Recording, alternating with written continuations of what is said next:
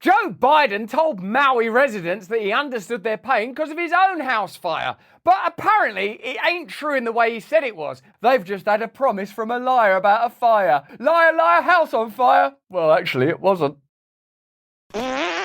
Hello there, you 6.5 million awakening wonders. Thanks for joining us on our mutual voyage to truth and freedom that we can only achieve if people stop telling lies about their house being on fire and deliver on their promises to the residents of Maui, giving them significant aid packages instead of just words and yarns and stories about fires that never happened. Maui was an American disaster, whether it's a result of climate change or electrical fires or infrastructural failure. It's something that needs to be remedied now, I would suggest, by the American government. They should use American taxpayer dollars not to perpetuate ongoing war, not to subsidize pharmaceutical and energy industries, but to help the Americans that paid those taxes. Let me know in the comments if you agree, and turn on the notification bell and subscribe. Become part of this movement with us. Remember, we are on every day in the other place. Join us there. Become an awakened wonder. Become a member of our community. Let's get into this story. And if you're in the UK, there might be 1 or 2 tickets left for the handful of intimate gigs I'm doing. I'll see you there. There's a link in the description if you want to come. Now let's get into Joe Biden's crazy lies and the failure of his administration to deal correctly with the Maui fires. Today, I haven't had any money come in. I haven't had anybody call me back. I didn't have anything. I have no idea. I lost my house. I lost my car. I lost my animals. I mean, come on, man. We're not getting anything. True patriotism, a love of one's country, a love of one's tribe, should be a mutual symbiosis between the nation and the person of that nation, the people of that nation. We love our nation and our nation loves us. We look after our country and our country looks after us. Isn't that the basis of the bargain? If you transpose it onto family, why do you love your family, if indeed you're lucky enough to have one? Well, because when I'm in times of trouble, I can turn to my family or my friends and they can be relied upon and I'm there for them. Obviously, the concept of a nation is not something we're evolved to accommodate. It's a construct, it's a concept, it's a tax hustle. So if when it comes to crunch time, you can't turn to your nation for aid, what is it? What is America? Is it just an opportunity to take your taxes to fund forever wars? Is it just an opportunity to accept donor money and then not properly control drug prices? What is America if in times of need you can't turn to your government for aid? Let me know in the comments if this is very revealing about the state that America finds itself in, and is it an indication of the type of leadership that America has right now, where you have Joe Biden go out to Hawaii and say, oh, I know what it's like, you know, I had a fire once, and even that's not true. This is a bizarre and revealing story. Let me know if you're starting to see the cracks. Let me know if you think I'm up to date, or am I behind you guys? You even further ahead of me? Let's have a look at the rest of this poor woman unpacking her plight as she reveals that her country is falling apart, that the support that's claimed to be there, the very reason that that flag is supposed to exist, is little more than an illusion. Till today, I still didn't get my meds. I cannot get my meds yet. My medicine was all burnt in my house. My rent money was all burnt in my house. I have no money anymore. I think Joe Biden should take his $700 and get back on the fucking plane and go home. That's what I think. Because $700 compared to all the millions he's giving to Ukraine, why? We need it. It's a perfectly reasonable point, isn't it? Of course the people of Ukraine deserve to be supported. Of course the people of Ukraine are entitled to want to go to war. But the people of America should be asked, and indeed, there should be a referendum, if you ask me, on whether or not they want to continue to fund that war or if they want to fund Hawaiian aid. If you can't afford both, that's not unreasonable to expect that, because remember, one of the main arguments for continuing the Ukraine-Russia conflict is the people of Ukraine want to continue that conflict. Well, what do the people of Hawaii want? And where are our real obligations? And how are we going to bring about peace? And what is the vision for a better world here? That's why we don't understand why. We're citizens and we cannot get money. But if they're not citizens, they get gazillions of dollars from the USA. Where's our government? Fix your house before you fix somebody else's house. Is this how, like, your community, other Hawaiians you know, locals, indigenous people, is that how they feel, pretty much how you feel? Everybody feels that way. Come on. That's why the local people stick together and we help our own people, because we know the outside people are not going to do it. Simple expression of community values, plain common sense that's lost in our weird, corporatist, globalist, increasingly dystopic society where we're told that war is good and peace is bad and it's better to subsidise energy companies and subsidise Big Pharma than help ordinary suffering Americans, but we still want the props for caring about people and, oh no, we have to stop the baddies like Donald Trump who are just full of hate. It doesn't make sense, does it? Let's have a look at this. As Joe Biden toured the devastated town of Lahaina and met with survivors of the deadly wildfires that swept through Maui last month, he vowed that the federal government would support the island throughout the long and arduous recovery process ahead. The country grieves with you, stands with you, and will do everything possible to help you recover, rebuild, and respect culture and traditions when the rebuilding takes place, the president said. To the people of Hawaii, we're with you for as long as it takes, I promise you. I've noticed for some time now that politicians of all hues and parties actually say the things that would make the world a better place. Sometimes they say stuff that's a bit crazy and off-key, but generally you can find them saying the sort of things like, oh, well, if you actually did that, we're going to be with you, we're going to rebuild, we're going to respect your culture. Oh, cool. So there's not going to be a lot of exploitation from realtors. There's not going to be tiny little packages that don't make no difference. You're not going to fail to address the infrastructural failings that led to this in the first place. You're not going to prioritise ongoing foreign wars over this. Well, actually, I'm going to do all of those things in the list. But remember, I did say all that nice stuff about culture. That's racist. But Maui residents who are struggling to find long-term housing and keep their businesses afloat have found the federal response so far to be scattershot and insufficient. It's all over the place, and the stuff that they're firing isn't good enough. This doesn't line up with what we're being told, does it? Did you see when Kamala Harris proudly announced the new measures to control drug prices? Did you see that that doesn't match up with what they're actually doing either? Are you starting to notice that they say one thing and do another? That they've mastered the art of appearance and performance while simultaneously serving corporate and private globalist interests while just palming us off with language. Have you noticed that? Have you noticed that? Then they're astonished when populist figures are able to emotionally connect with an audience and galvanize them. That's because what they offer is a bad performance, and populists, you could say at worst, offer a good one. As Biden himself has acknowledged, the effectiveness of his response in Maui will not be measured in days and weeks, but in the months and years to come. The work we're doing is going to take time, in some cases a long time, Biden said Wednesday. Yeah, that's to nullify people saying you're not doing anything at the moment. But there should be an immediate response. I'm not saying with Ukraine and Russia, oh, look, we'll give you 50 million in 2028. It's like, here's $50 billion of taxpayer money right now. I'm not saying that Ukraine is not important. Ukraine and Ukrainians are important. You know, because of videos we've made elsewhere, that peaceful diplomatic solutions should be sought.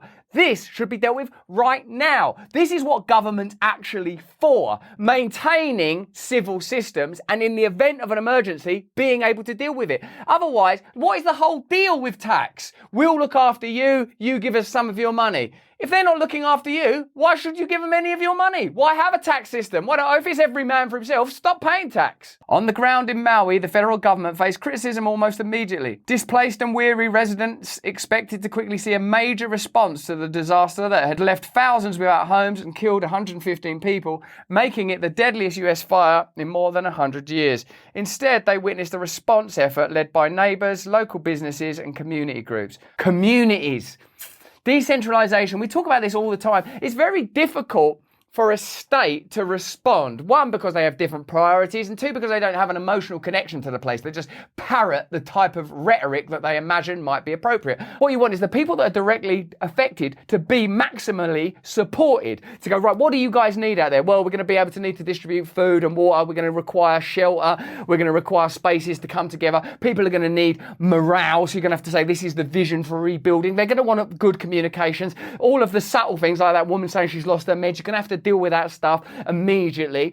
But that has to be an absolute priority, and it has to be led by the community. You cannot have top-down government anymore. It doesn't work. You need government by consensus. These residents are explaining they're not represented. They don't feel represented. They feel conned. They feel like their common sense is being ignored, that their needs are not being met. The system doesn't work. It's not even worth focusing on Joe Biden, although we will in a minute because he says some crazy mad lies and stuff that's pretty funny if it didn't lead to so much tragedy, and we'll put that to one side for a moment just to give ourselves a bit of a giggle. What this shows you is systemically there are failings that must be addressed. The disaster on Maui is still unfolding. Thousands have been displaced by the fire and are scrambling for housing and financial assistance. In the immediate days after the wildfires, the Federal Emergency Management Agency, FEMA, offered loans for small businesses, housing support, and one-time $700 payments to those affected by the fire. That $700 smacks of a gesture, doesn't it? Let me know in the comments if you agree with that. Quick, give them $700 so we can say something. But we're all aware now, because of independent media, that the average American has spent over $900 on the Ukraine war. I mean, just let me know in the comments, where would you rather see your tax dollars go? Hawaii or Ukraine? In addition, Biden announced on Wednesday that the federal government would provide $95 million in funding from the bipartisan infrastructure law to improve Hawaii's electric grid. Yeah, even though the electric grid didn't cause the fire, it was climate change, but we'll just, might as well do the electric grid while we're there. We can't make this controversial, condemnatory, critical content without the support of our partners. These people support us. Support them if it's appropriate. If it's not, God bless you and God bless America. We can't make our wonderful content or put on events like Community without our wonderful sponsors. Mudwater is a coffee alternative with 4 adaptogenic mushrooms and Ayurvedic herbs. Plus, it contains only a fraction of the stinking caffeine in a dirty old cup of coffee. So you get the energy without them terrible jitters, baby. And wouldn't you love to have the hit of coffee without that crash? Each ingredient in here was added for a purpose. They don't just put things in for a laugh. Cacao and chai for mood and a hint of caffeine. Lion's mane to support focus. Cordyceps to support physical performance. Chaga and reishi to support your immune system. And cinnamon, dirty Christmassy filth, for antioxidants. It tastes like masala chai and cacao made a really healthy lolly baby.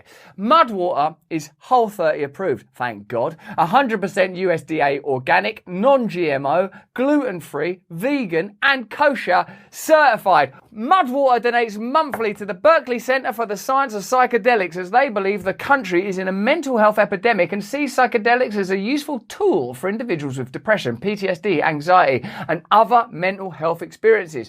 To get 15% off, go to mudwater.com/community. Use the code community15. Delicious. But Maui residents say the federal relief they've received so far is hardly enough for residents to get by in America's most expensive state. Although many local residents are not yet feeling the benefit of federal aid, Democratic officials in Hawaii say the Biden administration has been effective and efficient in its responses to wildfires. Has it? Let me know. These people don't seem that happy. They're there. They're actually there. The comments offered an implicit rebuke of the Republicans who had questioned Biden's response to the wildfires, condemning the president's decision to take a vacation in his home state of Delaware as Maui's search for survivors continued. After spending his afternoon relaxing on the beach, a reporter asked Biden for his response to the island's mounting death toll. No comment, Biden replied. In a sense, this is a further revelation of the failings of the model as well as the failings of the man. You can't have some abstract career politician thousands of miles away on holiday responding no comment when there's been a disaster while victims are still being searched for. The system doesn't work. The White House later said Biden had not heard the reporter's question. Oh, something wrong with his ears as well. But that clarification only came 2 weeks after the Republicans had started pillorying the president over his apparent apathy. It took them 2 weeks.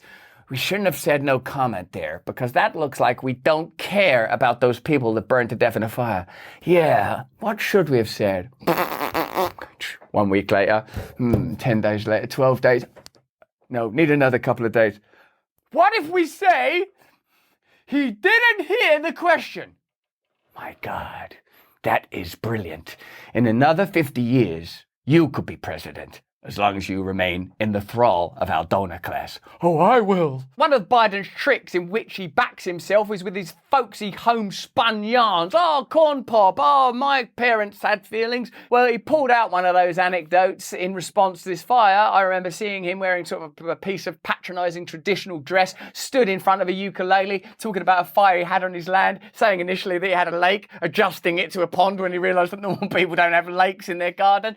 Apparently, though, even even that wasn't true. Let's get into it. President Biden, like many politicians, likes to tell stories that attempt to connect his life story with his audiences and make up an essential part of his persona. Speaking to survivors of the devastating Maui fire on August the 21st, Biden recalled how lightning had once struck a pond outside his home, sparking a fire. You know what it's like when lightning strikes a body of water and immediately that water catches fire? No. To make a long story short, to make an untrue story longer, I almost lost my wife, my 67 Corvette and my cat. I've seen many of you complaining about all your drugs being burned to death, all of your rent money being burned to death. I know how you feel because one time on my massive estate, lightning struck a pond, a lake pond, river, waterfall feature thing.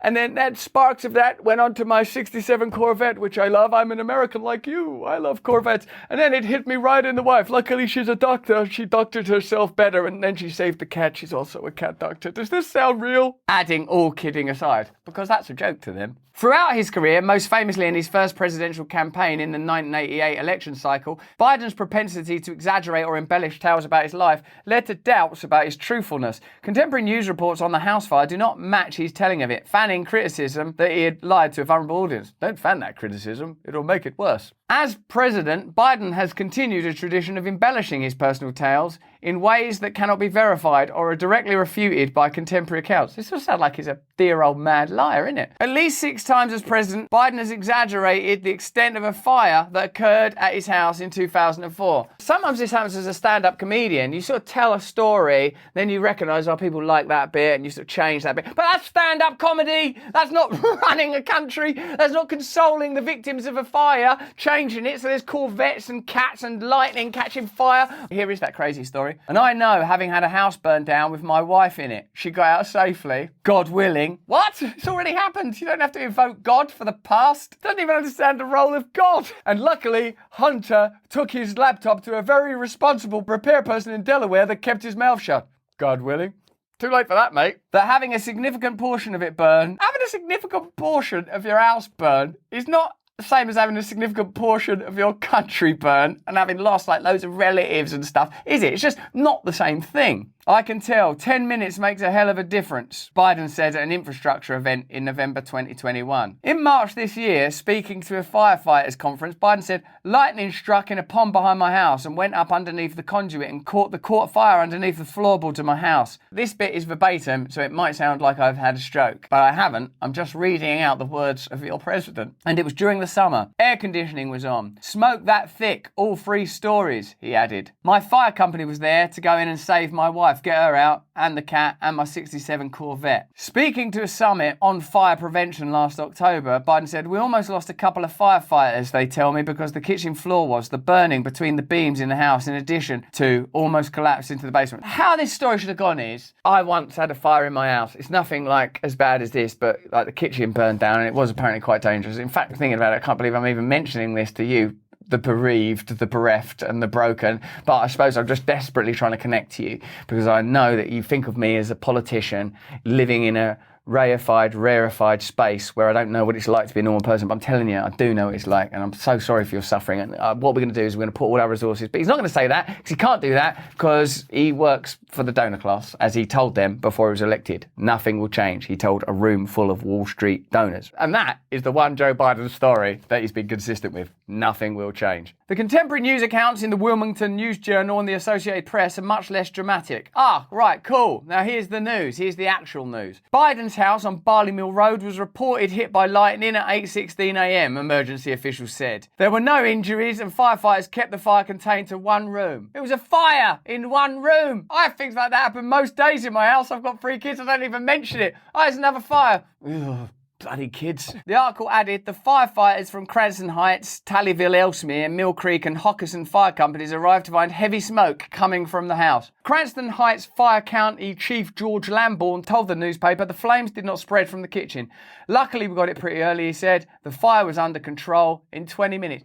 20 minutes! Shorter than this video! At the beginning of this video, the fire started. By the end of it, it's all been dealt with. Joe Biden rushes out at the end to come up with some pack of lies about a 67 Corvette, a doctor wife and a cat. That's it!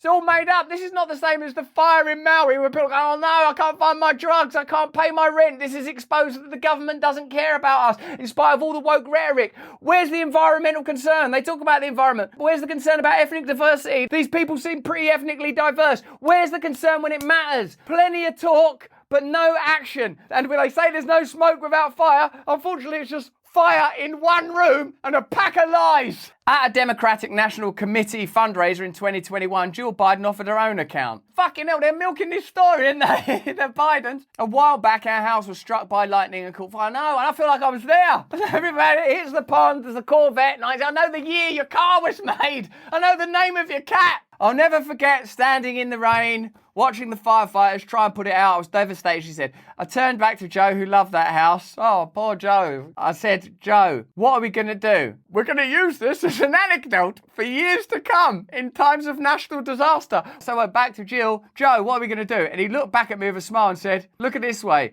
We can now fix all of the things we didn't like. Joe Biden's thoughts immediately turned to insurance fraud. That's basically it. And he's been fraudulent ever since. This is ultimately a story about a 20-minute skirmish in your home that ultimately led to affordable home improvements conducted by the insurance company. He turned to me with a smile and said, well, at least we can fix up everything we didn't like in the house. I don't think that's what the people of Maui are saying.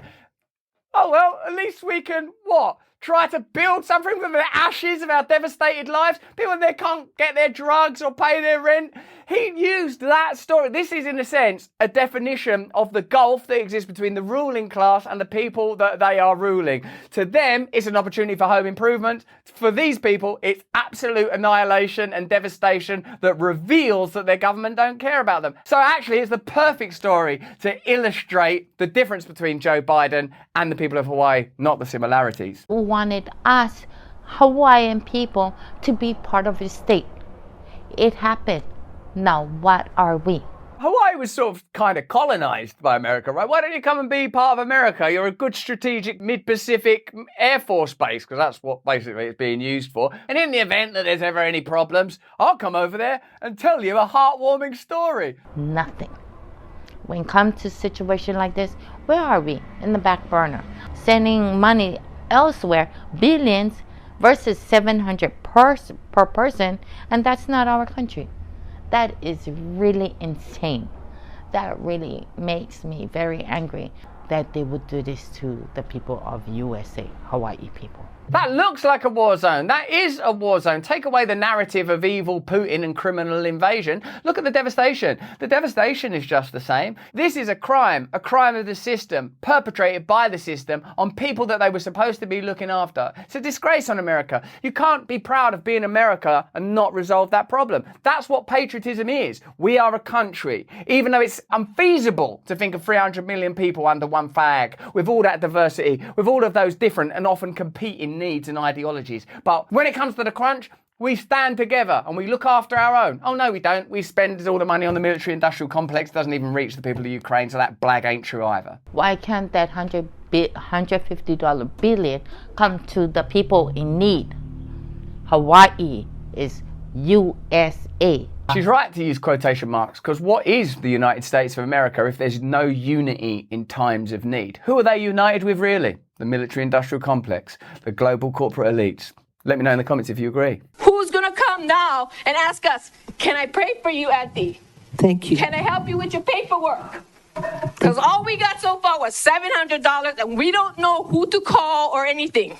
The United States of America has no right to call itself a nation, has no right to demand patriotism of its population if when it comes to emergencies and disasters, it neglects its population in the way that it evidently has done here in Hawaii. The Biden administration should be ashamed. It's going to take a lot more than half-assed, half-true anecdotes about personal fires to soothe the wounds of the Hawaiian people, and for all the rhetoric of helping people and being interested in the voices of the poor, the dispossessed, to of ethnic women of colour. Well, there's 3 ethnic women of colour who don't seem particularly pleased with how things are going. While we're being divided by this rhetoric around whether we're right or left and what we believe in, here's the truth about the system. When it comes to the crunch, when it comes to the fire, they've got little more than lies and phony gestures to offer you, insulting, desultory packages. Meanwhile, the military-industrial complex rolls on. Meanwhile, the energy sector receives your subsidies. Big Pharma receives your subsidies.